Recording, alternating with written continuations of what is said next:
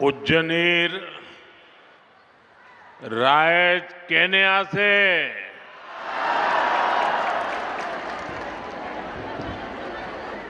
आपुना लुकोलोय मोर आंतरिक मोरम आरु श्रद्धा जाजिसो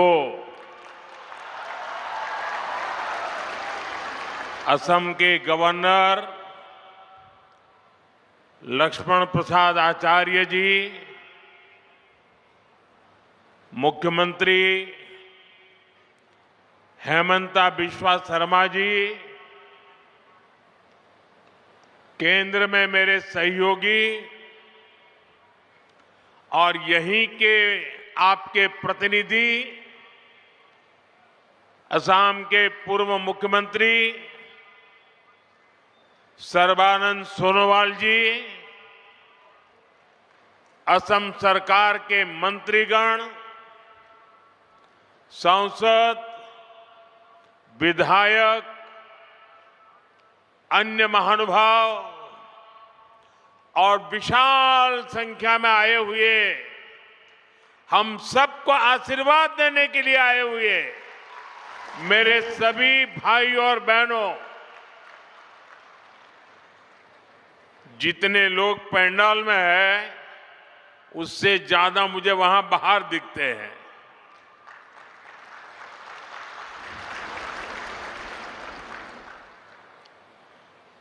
सोलुंग सुकापा और महावीर लसित बोरफुकन जैसे वीरों की ये धरती, भीमबर देवरी, शहीद कुशल कुंवर, मोरान राजा बड़ौसा, मालती मैम, इंदिरा मिरी, स्वर्गदेव सर्बानंद सिंह और वीरांगना सती साधनी की ये भूमि, मैं उजनी असम की इस महान मिट्टी को श्रद्धापूर्वक नमन करता हूं।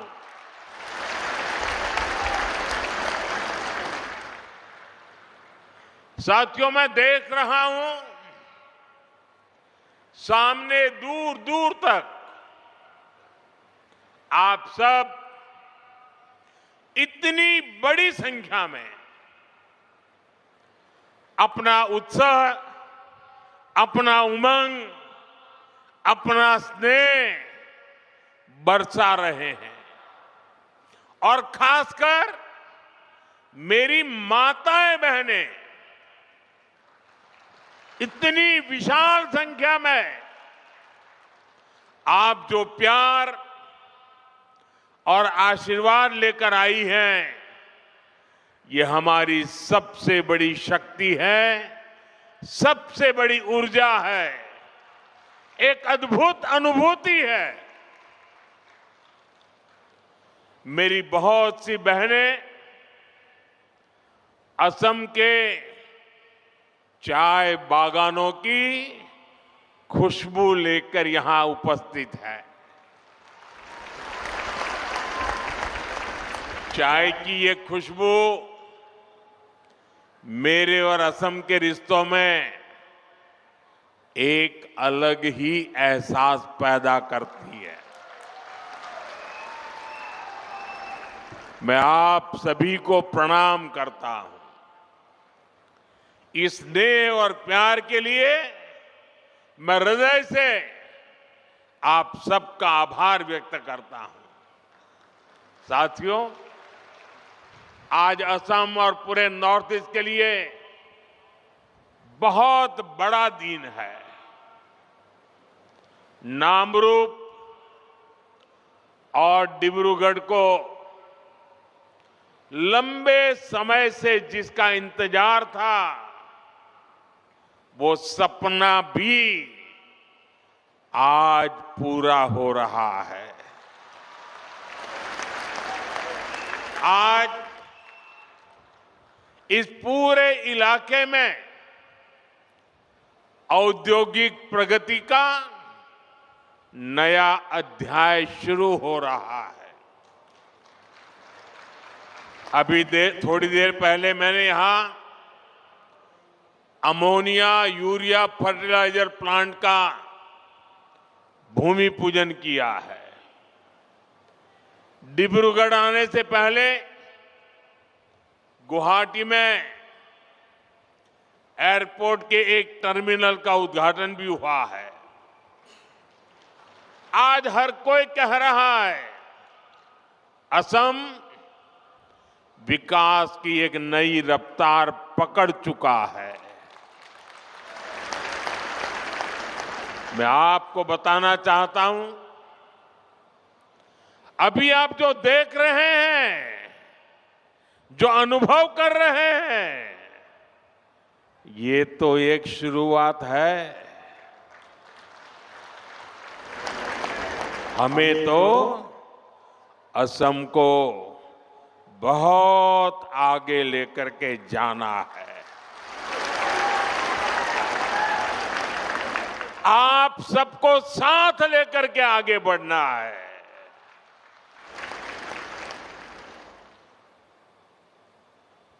असम की जो ताकत और असम की भूमिका अहोम साम्राज्य के दौर में थी, विकसित भारत में असम वैसी ही ताकतवर भूमि बनाएंगे। नए उद्योगों की शुरुआत, आधुनिक इंफ्रास्ट्रक्चर का निर्माण, सेमीकंडक्टर्स, उसकी मैन्युफैक्चरिंग, कृषि के क्षेत्र में नए अवसर, टी गार्डन्स और उनके वर्कर्स की उन्नति, पर्यटन में बढ़ती संभावनाएं, असम हर क्षेत्र में आगे बढ़ रहा है। मैं आप सभी को और देश के सभी किसान भाई बहनों को इस आधुनिक फर्टिलाइजर प्लांट के लिए बहुत बहुत शुभकामनाएं देता हूं। मैं आपको गुवाहाटी एयरपोर्ट के नए टर्मिनल के लिए भी बधाई देता हूं। बीजेपी की डबल इंजन सरकार में उद्योग और कनेक्टिविटी की जुगलबंदी असम के सपनों को पूरा कर रही है और साथ ही हमारे युवाओं को नए सपने देखने का हौसला भी दे रही है। साथियों, विकसित भारत के निर्माण में देश के किसानों की, यहां के अन्नदाताओं की बहुत बड़ी भूमिका है। इसलिए हमारी सरकार किसानों के हितों को सर्वोपरि रखते हुए दिन रात काम कर रही है। यहां आप सभी को किसान हितैषी योजनाओं का लाभ दिया जा रहा है। कृषि कल्याण की योजनाओं के बीच ये भी जरूरी है कि हमारे किसानों को खाद की निरंतर सप्लाई मिलती रहे। आने वाले समय में ये यूरिया कारखाना ये सुनिश्चित करेगा। इस फर्टिलाइजर प्रोजेक्ट पर करीब 11,000 करोड़ रुपए खर्च किए जाएंगे। यहां हर साल 12 लाख मैट्रिक टन से ज्यादा खाद बनेगी। जब उत्पादन यही होगा तो सप्लाई तेज होगी, लॉजिस्टिक का खर्चा घटेगा। साथियों, नाम रूप की ये यूनिट रोजगार, स्वरोजगार के हजारों नए अवसर भी बनाएगी। प्लांट के शुरू होते ही अनेकों लोगों को यहीं पर स्थायी नौकरी भी मिलेगी। इसके अलावा जो काम प्लांट के साथ जुड़ा होता है, मरम्मत हो, सप्लाई हो, कंस्ट्रक्शन का बहुत बड़ी मात्रा में काम होगा, यानी अनेक काम होते हैं। इन सब में भी यहां के स्थानीय लोगों को और खास करके मेरे नौजवानों को रोजगार मिलेगा। लेकिन भाइयों बहनों, आप सोचिए, किसानों के कल्याण के लिए काम बीजेपी सरकार आने के बाद ही क्यों हो रहा है?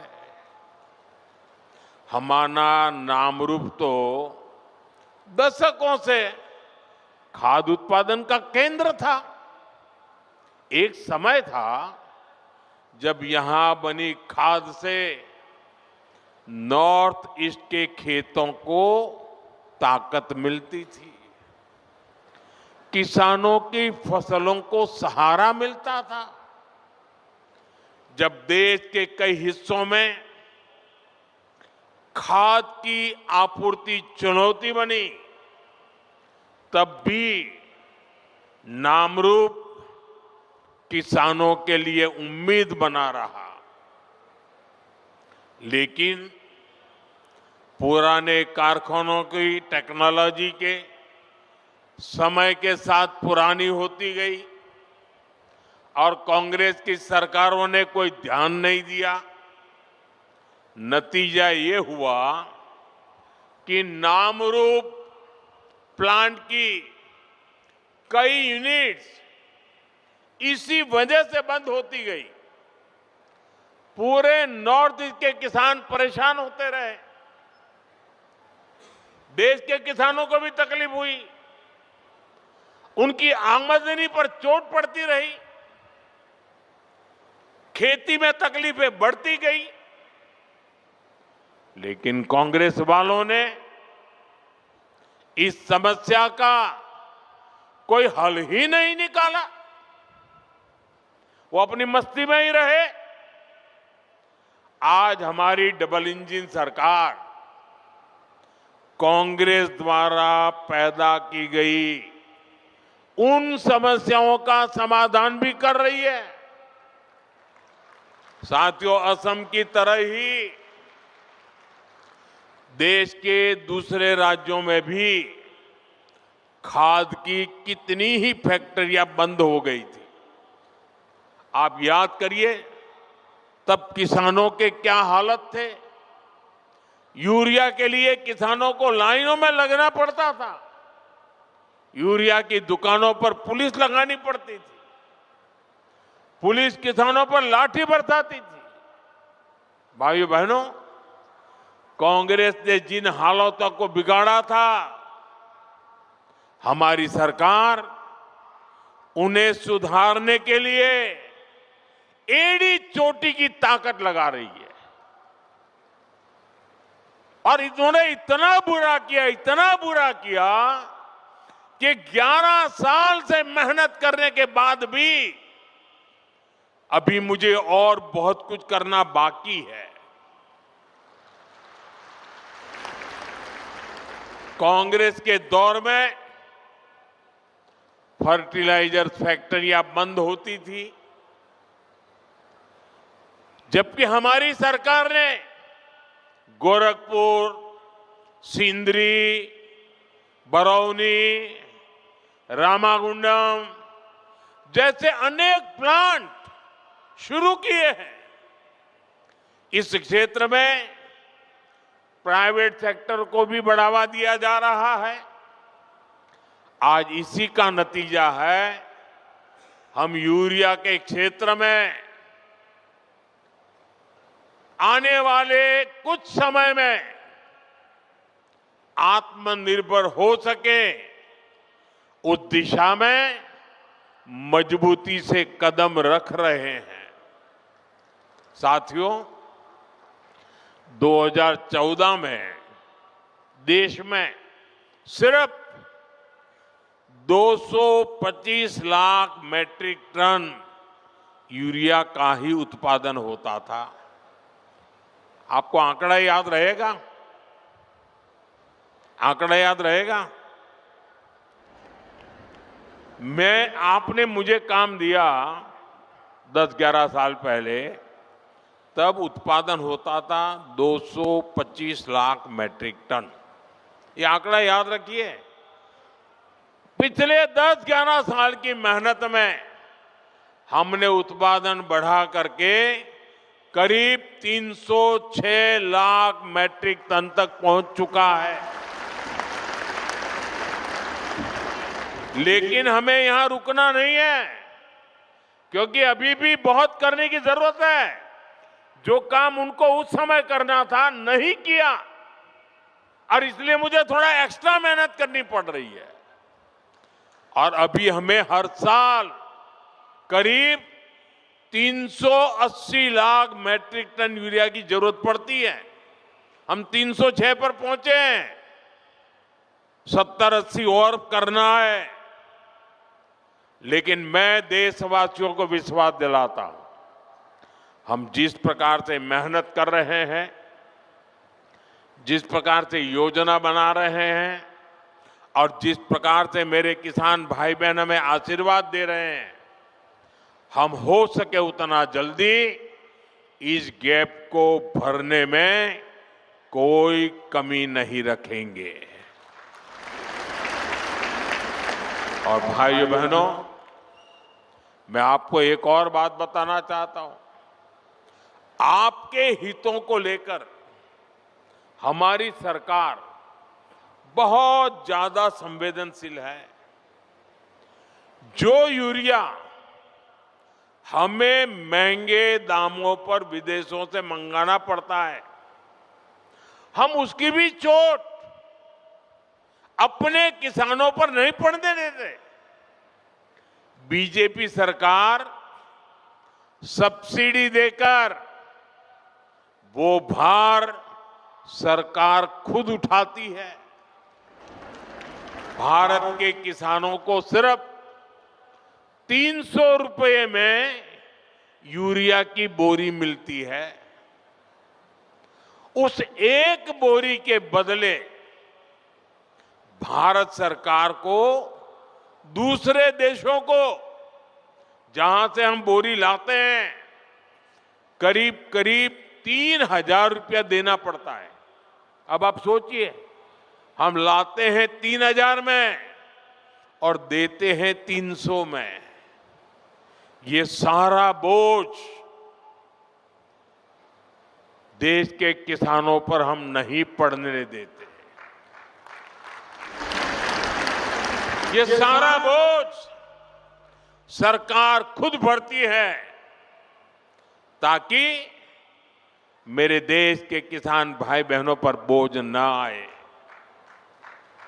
लेकिन मैं किसान भाई बहनों को भी कहूंगा कि आपको भी मेरी मदद करनी होगी। और वो मेरी मदद है इतना ही नहीं, मेरे किसान भाई बहन आपकी भी मदद है। और वो है ये धरती माता को बचाना। हम धरती माता को अगर नहीं बचाएंगे तो यूरिया की कितने ही थैले डाल दे, ये धरती मां हमें कुछ नहीं देगी। और इसलिए जैसे शरीर में बीमारी हो जाए तो दवाई भी हिसाब से लेनी पड़ती है। 2 गोली की जरूरत है, 4 गोली खा लें तो शरीर को फायदा नहीं नुकसान हो जाता है। वैसा ही ये धरती मां को भी अगर हम जरूरत से ज्यादा, पड़ोस वाला ज्यादा बोरी डालता है इसलिए मैं भी बोरी डाल दूं, इस प्रकार से अगर करते रहेंगे तो ये धरती मां हमसे रूठ जाएगी। यूरिया खिला खिला करके हमें धरती माता को मारने का कोई हक नहीं है। ये हमारी मां है, हमें उस मां को भी बचाना है। साथियों, आज बीज से बाजार तक भाजपा सरकार किसानों के साथ खड़ी है। खेत के काम के लिए सीधे खाते में पैसे पहुंचाए जा रहे हैं ताकि किसान को उधार के लिए भटकना न पड़े। अब तक पीएम किसान सम्मान निधि के लगभग 4 लाख करोड़ रुपए किसानों के खाते में भेजे गए हैं। आंकड़ा याद रहेगा? भूल जाएंगे? 4 लाख करोड़ रुपया मेरे देश के किसानों के खाते में सीधे जमा किए हैं। इसी साल किसानों की मदद के लिए 35,000 करोड़ रुपए की 2 योजनाएं, नई योजनाएं शुरू की है। 35,000 करोड़।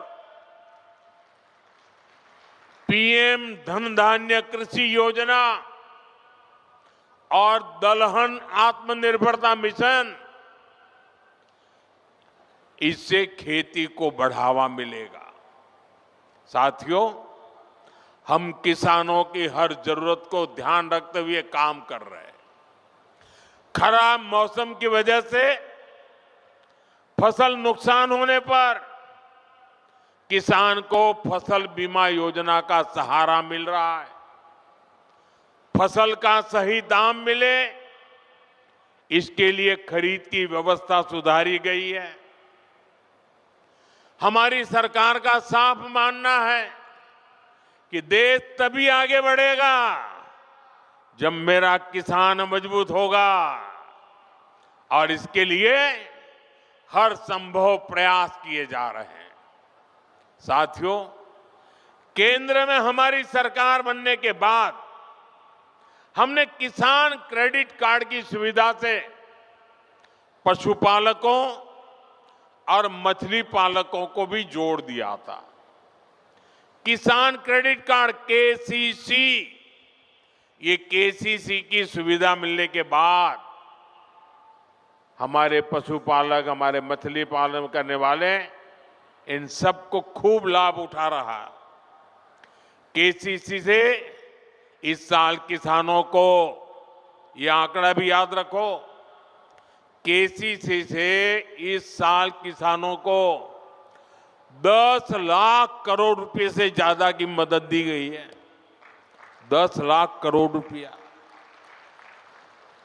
बायो फर्टिलाइजर पर जीएसटी कम होने से भी किसानों को बहुत फायदा हुआ है। भाजपा सरकार भारत के किसानों को नेचुरल फार्मिंग के लिए भी बहुत प्रोत्साहन दे रही है। और मैं तो चाहूंगा असम के अंदर कुछ तहसील ऐसे आने चाहिए आगे जो 100% नेचुरल फार्मिंग करते हैं। आप देखिए, हिंदुस्तान को आसाम दिशा दिखा सकता है। आसाम का किसान देश को दिशा दिखा सकता है। हमने नेशनल मिशन और नेचुरल फार्मिंग शुरू की। आज लाखों किसान इससे जुड़ चुके हैं। बीते कुछ सालों में देश में 10,000 किसान उत्पाद संघ एफपीओज बने हैं। नॉर्थ ईस्ट को विशेष ध्यान में रखते हुए हमारी सरकार ने खाद्य तेलों, पाम ऑयल से जुड़ा मिशन भी शुरू किया है। ये मिशन भारत को खाद्य तेल के मामले में आत्मनिर्भर तो बनाएगा ही, यहां के किसानों की आय भी बढ़ाएगा। साथियों, यहां इस क्षेत्र में बड़ी संख्या में हमारे टी गार्डन वर्कर्स भी हैं। ये भाजपा की ही सरकार है जिसने असम के 7.5 लाख टी गार्डन वर्कर्स के जनधन बैंक खाते खुलवाए। अब बैंकिंग व्यवस्था जुड़ने की वजह से इन वर्कर्स के बैंक खातों में सीधे पैसे भेजे जाने की सुविधा मिली है। हमारी सरकार टी गार्डन वाले क्षेत्रों में स्कूल, रोड, बिजली, पानी, अस्पताल की सुविधाएं बढ़ा रही है। साथियों, हमारी सरकार सबका साथ, सबका विकास के मंत्र के साथ आगे बढ़ रही है। हमारा ये विजन देश के गरीब वर्ग के जीवन में बहुत बड़ा बदलाव लेकर आया है। पिछले 11 वर्षों में हमारे प्रयासों से, योजनाओं को धरती पर उतारने के कारण 25 करोड़ लोग, यह आंकड़ा भी याद रखना, 25 करोड़ लोग गरीबी से बाहर निकले हैं। देश में एक न्यू मिडिल क्लास तैयार हुआ है। ये इसलिए हुआ है क्योंकि बीते वर्षों में भारत के गरीब परिवारों के जीवन स्तर में निरंतर सुधार हुआ है। कुछ ताजे आंकड़े आए हैं जो भारत में हो रहे बदलाव के प्रतीक हैं। साथियों, और मैं मीडिया में ये सारी चीजें बहुत कम आती है और इसलिए मैं आपसे आग्रह करता हूं, मैं जो बातें बताता हूं जरा याद रख करके औरों को बताना। साथियों, पहले गांवों के सबसे गरीब परिवारों में 10 परिवार में से एक के पास 22 बाइक तक होती नहीं थी। 10 में से एक के पास भी नहीं होती। अभी जो सर्वे आए हैं, अब गांव में रहने वाले करीब करीब आधे परिवारों के पास बाइक या कार होती है। इतना ही नहीं, मोबाइल फोन तो लगभग हर घर में पहुंच चुके हैं। फ्रिज जैसी चीजें जो पहले लग्जरी मानी जाती थी, अब ये हमारे न्यू मिडिल क्लास के घरों में भी नजर आने लगी है। आज गांवों की रसोई में भी वो जगह बना चुका है। नए आंकड़े बता रहे हैं कि स्मार्टफोन के बावजूद गांव में टीवी रखने का चलन भी बढ़ रहा है। ये बदलाव अपने आप में नहीं हुआ। ये बदलाव इसलिए हुआ है क्योंकि आज देश का गरीब सशक्त हो रहा है। दूर दराज के क्षेत्रों में रहने वाले गरीब तक भी विकास का लाभ पहुंचने लगा है। साथियों, भाजपा की डबल इंजन सरकार गरीबों, आदिवासियों, युवाओं और महिलाओं की सरकार है। इसलिए हमारी सरकार असम और नॉर्थ ईस्ट में दशकों की हिंसा खत्म करने में जुटी है। हमारी सरकार ने हमेशा असम की पहचान और असम की संस्कृति को सर्वोपरि रखा है। भाजपा सरकार असमिया गौरव के प्रतीकों को हर मंच पर हाईलाइट करती है। इसलिए हम गर्व से महावीर लसित बोरफुकन की 125 फीट की प्रतिमा बनाते हैं। हम असम के गौरव भूपेन हजारिका की जन्म शताब्दी का वर्ष मनाते हैं। हम असम की कला और शिल्प को, असम के गोमोशा को दुनिया में पहचान दिलाते हैं। अभी कुछ दिन पहले ही रशिया के राष्ट्रपति श्रीमान पुतिन यहां आए थे। जब दिल्ली में आए तो मैंने बड़े गर्व के साथ उनको असम की ब्लैक टी गिफ्ट किया था।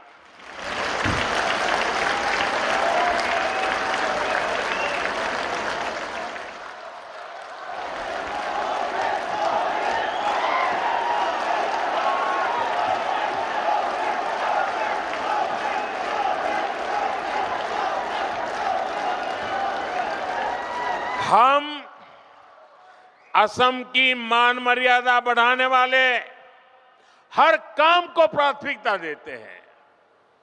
लेकिन भाइयों बहनों, भाजपा जब ये काम करती है तो सबसे ज्यादा तकलीफ कांग्रेस को होती है। आपको याद होगा, जब हमारी सरकार ने भूपेन दा को भारत रत्न दिया था तो कांग्रेस ने खुलकर उसका विरोध किया था। कांग्रेस के राष्ट्रीय अध्यक्ष ने कहा था कि मोदी नाचने गाने वालों को भारत रत्न दे रहा है। मुझे बताइए, ये भूपेन दा का अपमान है कि नहीं है? कला संस्कृति का अपमान है कि नहीं है? असम का अपमान है कि नहीं है? ये कांग्रेस दिन रात करती है अपमान करना। हमने असम में सेमीकंडक्टर यूनिट लगवाई तो भी कांग्रेस ने इसका विरोध किया। आप मत भूलिए, यही कांग्रेस सरकार थी जितने इतने दशकों तक टी कम्युनिटी के भाई बहनों को जमीन के अधिकार नहीं मिलने दिए।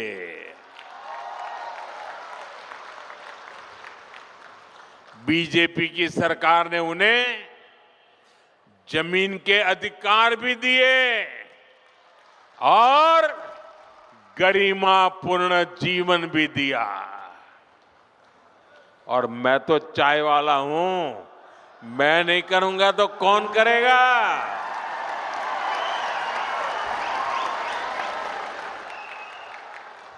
ये कांग्रेस अब भी देश विरोधी सोच को आगे बढ़ा रही है। ये लोग असम के जंगल, जमीन पर उन बांग्लादेशी घुसपैठियों को बसाना चाहते हैं जिनसे उनको वोट बैंक मजबूत होता है। आप बर्बाद हो जाए, उनको इनकी परवाह नहीं है। उनको अपनी वोट बैंक मजबूत करनी है। भाइयों बहनों, कांग्रेस को असम और असम के लोगों से, आप लोगों की पहचान से कोई लेना देना नहीं है। इनको केवल सत्ता, सरकार और फिर जो काम पहले करते थे वो करने में इंटरेस्ट है। इसलिए इन्हें अवैध बांग्लादेशी घुसपैठिए ज्यादा अच्छे लगते हैं। अवैध घुसपैठियों को कांग्रेस ने ही बचाया और कांग्रेस ही उन्हें बचा रही है। इसलिए कांग्रेस पार्टी वोटर लिस्ट के शुद्धिकरण का विरोध कर रही है। तुष्टीकरण और वोट बैंक के इस कांग्रेसी जहर से हमें असम को बचाकर रखना है। मैं आज आपको एक गारंटी देता हूं, असम की पहचान और असम के सम्मान की रक्षा के लिए भाजपा, बीजेपी फौलाद बनकर आपके साथ खड़ी है। साथियों, विकसित भारत के निर्माण में